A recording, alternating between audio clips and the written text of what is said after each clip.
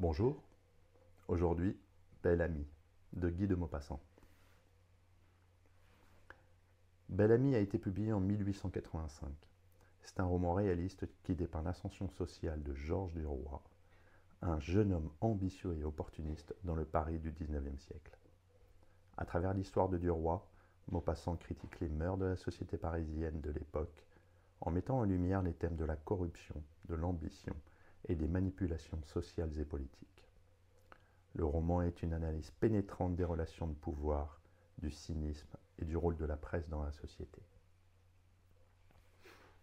Le roman s'ouvre sur un Paris en pleine effervescence à la fin du XIXe siècle, une époque marquée par l'expansion du capitalisme, la montée en puissance de la presse et les changements sociaux rapides. Paris est dépeint comme une ville dynamique mais impitoyable, où les individus doivent lutter pour gravir les échelons sociaux. La société parisienne est dominée par l'argent, le pouvoir et les apparences. Un milieu où les ambitions personnelles sont souvent réalisées au détriment des autres. Georges Duroy, surnommé Bel Ami en raison de son charme et de son allure, est un ancien sous-officier de cavalerie, désormais employé comme commis au chemin de fer, qui peine à joindre les deux bouts. Il est décrit comme un homme beau et séduisant, mais aussi sans scrupules, avide de succès et de reconnaissance. Duroy est frustré par sa situation modeste et rêve de s'élever socialement. Il incarne l'ambition débridée, prêt à tout pour parvenir à ses fins. Un soir, par hasard, Duroy rencontre un ancien camarade de régiment, Charles Forestier, qui a réussi à se faire une place dans le journalisme parisien en tant que rédacteur au journal La Vie française. Forestier, voyant le potentiel de Duroy, lui propose de le présenter à son patron, M. Walter, directeur du journal. C'est un tournant dans la vie de Duroy, qui voit dans cette opportunité un moyen de quitter sa condition misérable. Forestier aide Duroy à obtenir un poste au journal en lui suggérant d'écrire un article sur l'Algérie, où Duroy a servi. Malgré ses difficultés à écrire, Duroy est soutenu par Madeleine Forestier, l'épouse de Charles, qui rédige presque entièrement l'article pour lui. Cet événement montre déjà la dépendance de Duroy envers les femmes, une constante dans son ascension sociale. Rapidement, Duroy apprend les rouages du métier et comprend que le succès dans le journalisme ne repose pas uniquement sur le talent littéraire, mais aussi sur la capacité à manipuler les autres et à créer des alliances stratégiques. Il commence à naviguer dans ce monde avec une habileté croissante, utilisant son charme et son apparence pour se rapprocher des personnes influentes. Duroy commence une liaison avec Clotilde de Marelle, une femme mariée et membre de la haute société parisienne. Elle devient sa maîtresse et un soutien financier crucial, l'aidant à maintenir son train de vie de jeune homme ambitieux. Clotilde est séduite par la beauté et la jeunesse de Duroy, tandis que ce dernier voit en elle une étape vers son ascension sociale. Forestier tombe gravement malade et meurt peu de temps après. Duroy, voyant une opportunité, se rapproche de Madeleine Forestier, désormais veuve, qui est une femme intelligente, indépendante et très influente dans le milieu journalistique. Il la demande en mariage peu après les funérailles de Forestier, reconnaissant en elle un atout majeur pour sa carrière. Le mariage avec Madeleine est une alliance stratégique pour Duroy. Madeleine, bien plus expérimentée dans le monde des affaires et du journalisme, devient un mentor pour lui. Elle l'aide à gravir les échelons de la vie française, le journal, lui fournissant des conseils, des idées d'articles et l'introduisant aux bonnes relations. Leur mariage est cependant dépourvu de véritable amour, et Duroy continue ses aventures avec d'autres femmes. En s'impliquant de plus en plus dans les affaires du journal, Duroy découvre les dessous du monde politique et financier parisien. La Vie française est un journal qui n'hésite pas à manipuler l'opinion publique pour servir les intérêts de ses propriétaires, notamment en soutenant des entreprises et des spéculations financières douteuses. Duroy, loin d'être dégoûté par ces pratiques, y voit au contraire une opportunité de s'enrichir. Duroy, toujours en quête de pouvoir, commence à viser plus haut. Il séduit Suzanne Walter, la fille du directeur du journal, M. Walter, dans l'espoir de consolider sa position au sein du journal et d'accéder à une richesse encore plus grande. Suzanne, jeune et impressionnable, tombe amoureuse de Duroy. Ce dernier, cependant, voit cette relation avant tout comme un moyen de pression sur M. Walter. Dans le même temps, Duroy découvre que Madeleine, malgré leur mariage, continue à entretenir des relations avec des hommes influents pour obtenir des informations et des avantages pour leur couple. Duroy, jaloux et cynique, utilise cette situation pour demander le divorce, tout en veillant à ne pas perdre les avantages financiers liés à son mariage. Il commence à se détacher de Madeleine, voyant en Suzanne Walter une proie plus lucrative.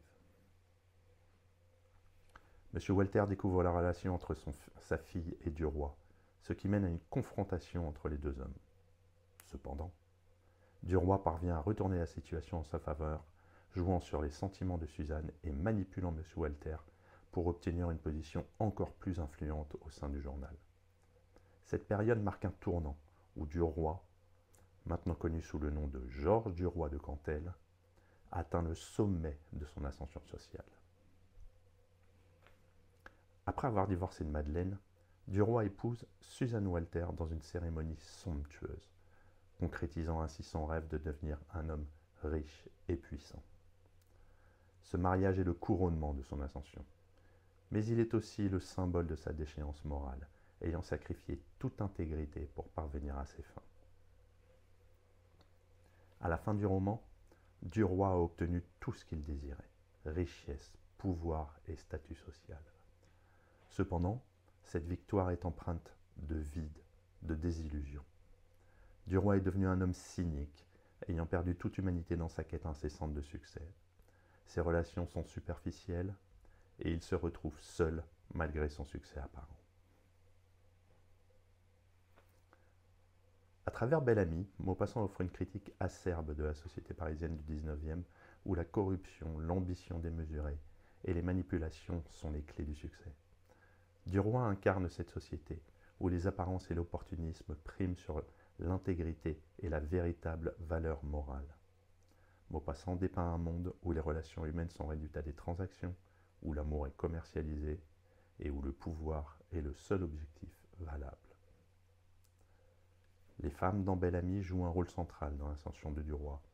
Clotilde de Marelle, Madeleine Forestier et Suzanne Walter sont toutes des personnages qui, bien que puissants à leur manière, sont utilisés par Duroy pour atteindre ses objectifs.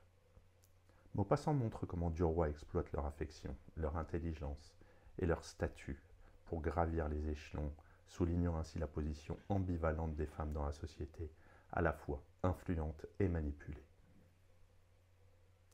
Duroy est l'incarnation du cynisme dans le roman.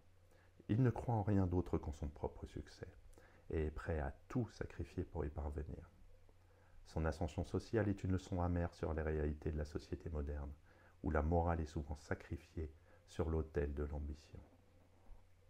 Maupassant ne présente pas Duroy comme un héros, mais plutôt comme un produit de son époque, un reflet des vices de la société.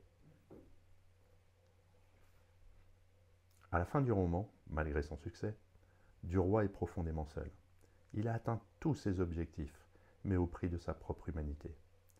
Ses relations sont basées sur la manipulation et le calcul. Il n'a aucun véritable ami ou allié.